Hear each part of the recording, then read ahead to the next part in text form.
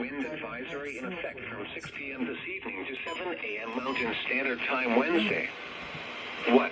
East winds 20 to 35 miles per hour with gusts to around 50 miles per hour expected. Localized gusts over 55 miles per hour possible near Farmington Canyon. Where? Eastern Box Elder County, northern Wasatch Front and Cache Valley, Utah portion.